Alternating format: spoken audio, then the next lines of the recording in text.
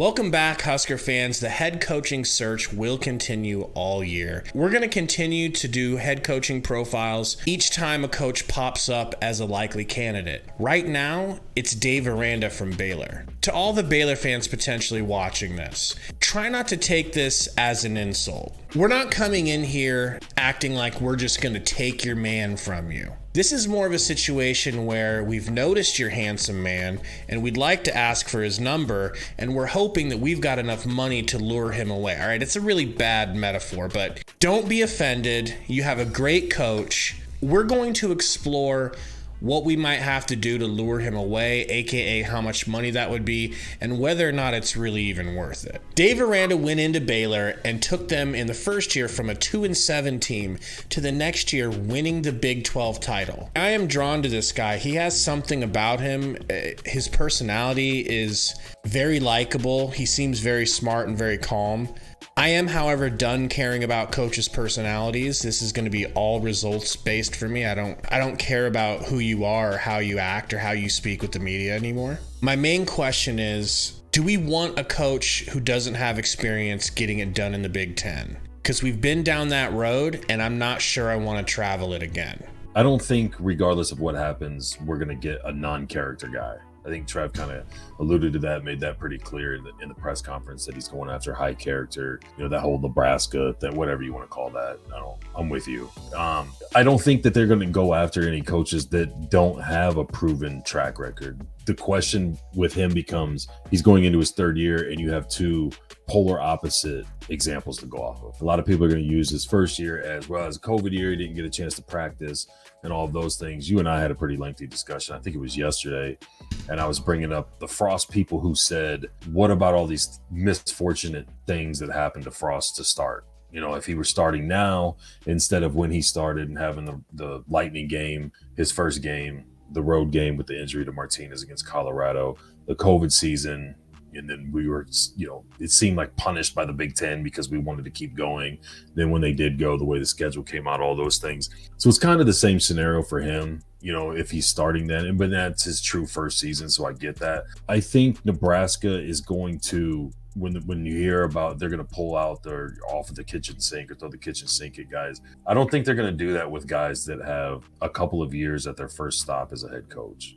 I think it's going to be, they've been at a place for quite a while and have a pretty long, like multiple recruit classes track record and the character factor. Or maybe they're on a couple different teams, but you can go back and look at, okay, in these situations with these resources, this is what they can do.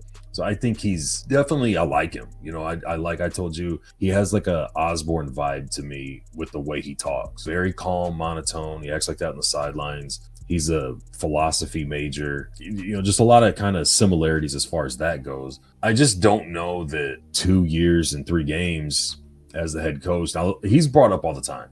He was brought up for the LSU job, the Notre Dame job, the USC job. Pretty much every time there's been a job opening, he comes up. Matt Campbell, who we've already covered, he comes up a lot. And there's kind of similarities between the two. Younger guys seem to do more impressive with what they develop out of what they get than necessarily recruiting. So how much is recruiting going to hinder in it? And a lot of people, like you're saying, to Baylor people not to get upset. Iowa State lost their minds when we said what we said about Matt Campbell. And it wasn't a knock on Matt Campbell. It goes back to the proven track record. What can you do when you go from the Big 12 to the Big 10? And I understand if you're fans of a team in the Big 12, you don't want to hear Husker fans who are struggling to eke out wins against North Dakota say that the conference isn't that good, but it's not. The top coaches leave for another school where they can get more money, which is usually the SEC or the Big Ten. And the teams are leaving for those conferences or for, at least other conferences. So it's not a knock on the team or the coach or the players. It's just saying in a few years, the conference that you're getting upset that we're talking about or that you are very proud of and stand behind because your team's there isn't going to exist most likely. You go across the board, the money is in the SEC and the Big Ten. That's where the big dollar coaches are at. I just don't know that Aranda, his third year making $4 million.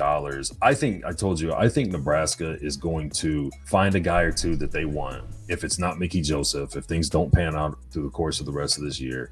And I think they're going to offer $9 to $10 to $11 million a year. It's going to be a Brian Kelly type deal. and basically not really leave them with much of an option. A lot of these schools aren't gonna be able to match that or even come real close to that to keep a guy. So it's not, I don't feel like it's so much, and I don't mean this from an arrogance perspective as, you know, a typical, but a lot of people have the mindset that Husker fans are so arrogant because we're living in the 90s or whatever it is. Resources, I mean, they're putting $160 million into the practice facility that's going to be open in spring. Every school is redoing different facilities and things like that. But I mean, Nebraska is horrible, and they're still selling out 80,000+ every home game. There's teams that are going to be playoff teams that their stadium isn't that big. And a lot of them will have lulls against certain teams where they're not going to sell out. Like the support's there, the money's there, the conference money's there. They just announced a deal today for a multimedia deal for $300 million that they're getting in. It's recruiting's always the big question mark or the big kind of hang up when you talk about Nebraska. But I think with the NIL's situation, and Nebraska's putting a lot of effort and putting a big deal together for that so they can compete with everybody in that deal, I think that's going to change a good chunk of the way supplement recruiting, I guess is the best way to word that. The money's just not really comparable in some of these conferences compared to other ones. So getting that stuff out of the way, there's not much I look into with this guy that I dislike. It was the same way with Matt Campbell. I wasn't knocking on him. I'm just saying with the amount of money that I think Nebraska is planning to throw at the guy that they think is going to be the one that can basically rebuild this whole thing from the ground up because it's so bad. I don't know that you're putting your faith in a guy who's going into his third year. Like I said, polar opposites from first to second year, and is so new as far as a head coach. You just don't know what you're going to get. There's a lot of Scott Frost feel to it, right? I mean, a no-win team to a 500 team to an undefeated team, like, you know, these big jumps, and it's like, oh, that's the guy. And then he comes in here and it's not these other conferences, you know, it's the Big Ten, and it's, some people might say boring football, but I mean, it's just a different style. It's drastically different. Look how good Nebraska was in the Big 12 and what happened when they went to the Big Ten. You know, people are still saying that was a horrible move on Nebraska's part and a big reason for the downfall. So I don't know. I kind of feel the same way across the board with all of these Big 12 coaches that are coming out. You know, Leopold's being brought up. K-State's coach. We've already talked about Campbell and now him. The bar isn't being better than Frost was. The bar's being better than we were when Pelini was winning 9. So here's the $1 million question, Gary. Is the money that we're potentially going to throw at Aranda going to be enough to lure him when he already has passed up on considerably better jobs? I think it will be, because I don't think that if he got offers to some of these other jobs that he was mentioned in. So for example, LSU is a big one because he was the defensive coordinator there, and people are like, well, he didn't take the LSU job, why would he take the Nebraska job? Well, you can find reports that say the LSU didn't offer him. I don't think LSU offered him. Looking at the contract between what he makes and what Brian Kelly's making there, I don't think they offered a guy that had just come off of his second season after that bad of a first season and offered him the same contract or even real close to it. I don't think they offered him a jump from $4 million to even $8 million to go back there. I could be wrong, and the reports could be wrong. Maybe they did, but I know he was in the mix. They were talking at one point last year. It came down to basically him and Riley for the LSU job, and then the whole thing with the USC job. It's just a lot of rumors, man. And I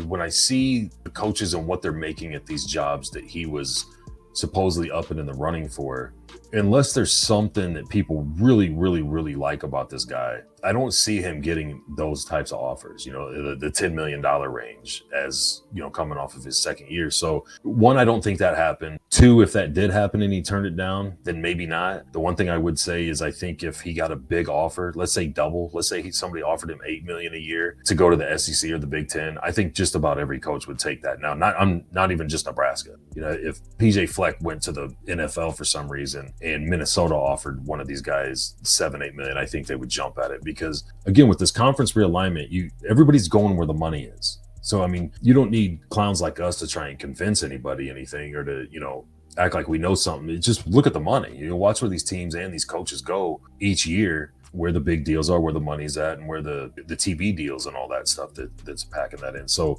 I think if Nebraska was serious and came at him with a $8 to $10 million deal, I think 100% he would do it. And I don't think it's a slight to Baylor to say that. You know, I never saw anything, maybe I'm wrong, but I didn't see he had any ties to Baylor prior to being there. You know, he just wanted to be a head coach. So he jumped from defensive coordinator to taking a head coach spot, which would go back to, let's say Oklahoma offered him the job after Riley left, or any other kind of a lateral movement it doesn't make a lot of sense for him to do that. But now if he can get into a Big Ten or SEC job for big time coach money, I don't see why he wouldn't do that. It really seems like Husker fans are keying in on Dave Aranda. That's who the people want. I put a poll out on Twitter asking Husker fans, who would you rather have, Dave Aranda or Matt Campbell? And it was resounding. 80% want Dave Aranda over Matt Campbell. Not even close. Once again, sorry to the Iowa State fans, not throwing shade. I'm not the only one who thought of putting this poll out. At Husker BR put out the same poll a little bit earlier in the day. It was between 4 people. You got the Kansas coach, you got Bill O'Brien, Matt Campbell again, and Dave Aranda. In that poll, 67% almost wants Dave Aranda. Second highest is Lance Leopold from Kansas, and he's only got 15%. Yeah, man, I wonder what this poll would have looked like right after Frost was gone and people were clamoring for, when Luke Fickell was the top of the betting odds and everybody was talking about Urban Meyer, or even before this weekend when Urban Meyer was there. That whole thing kind of went away when Fox rolled out. It's just, and I wonder what it's going to look like in 2 or 3 weeks when 2 or 3 more people from somewhere in the country, wherever these other coaches are at, are going to have a source from Nebraska that told their brother-in-law something, and now that's the hot topic on a couple websites. You know what I mean? Like, it's going to be a revolving door, and like you said at the beginning, we'll break them down as it goes, or touch on them at least. I don't know, breaking them down, but it's just a couple of these names weren't even brought up when it first happened. So I'm more curious to see a month from now, and then 2 months from now, and 3 months from now, what people are really wanting. If it's still like this, if Dave Aranda is still in front of everybody. Well, they're going to match up this weekend, Dave Aranda and Matt Campbell. So Husker fans are probably going to be watching that closely. Tell us what you think in the comments below. Is Dave Aranda your guy? Why or why not? We'll see you guys next time. As always, go Big Red.